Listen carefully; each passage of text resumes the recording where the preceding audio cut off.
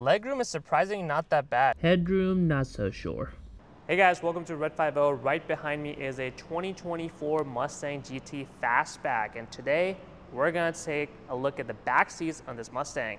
So when you think of the Mustang, you really don't think about a family car or a practical car because traditionally the back seats are very limited. However, you can make do with these back seats on the Mustang.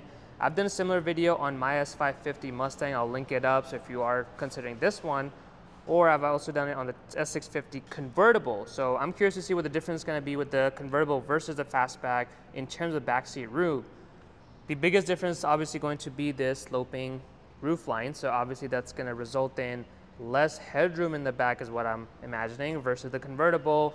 Even with the top up, you have more room compared to the fastback, but I'm curious how much difference it is. I've done it on my S550. I want to say if I was to sit behind myself, it was very tight. I could get myself there, but I would not want to be there for a long time. So we're going to go ahead and take a look at it for the S650 Mustang and the 2024 Mustang to see how that goes. Now it is worth noting that I'm about 5'10", so I'm going to actually set this front seat as if I was sitting in it and then hop on the back seat to really get you a true idea of how the back seats are on the Mustang. Because oftentimes you do see these backseat tests, but the front seats are moved all the way to the forward, and that obviously skews how the back seats really are. So I want to be able to see it where you've got someone in front, a normal adult sitting here, and we've got either the kids or the adults in the back and how it's going to be. So let's go ahead and make this seat if I was sitting in it, and then we'll hop on the back seat. All right, so I just got in the Mustang and set up the seat positioning as how I would keep it if I was riding as a passenger. And as you can see, I still have legroom here. I also have it reclined in a way that I would normally keep it, so I'm not sitting upright. So let's go ahead and try to hop in the back seat while keeping the front positioning as is. All right, so we are in the back seat now. I did not move the front seat at all, so it's still the same positioning. And let's take a look. And as we kind of expected, because of the sloping roofline, I cannot really keep my head all the way straight. It's touching the roofline over there. So I kind of have to do this a little bit, which is not fun and definitely not comfortable. I could probably move my head back. Nope, it's still hitting. My hair is still hitting it. So maybe if I get a buzz cut, it won't hit it. So I don't know. If it was like some kids or something, I think it would be fine. But for an adult, anyone 5'8", 5'6", and over, you're gonna have issues with your head touching the sloping roofline of the 2024 Mustang GT. Legroom is surprisingly not that bad. I'm actually pretty comfortable. My knees are not touching the front seat really. I still have a little bit of room, and the passenger in the front can actually recline a little bit more too without making myself, uncomfortable in the back seat. So legroom is surprisingly good. I obviously would not recommend it for adults because it's still pretty tight.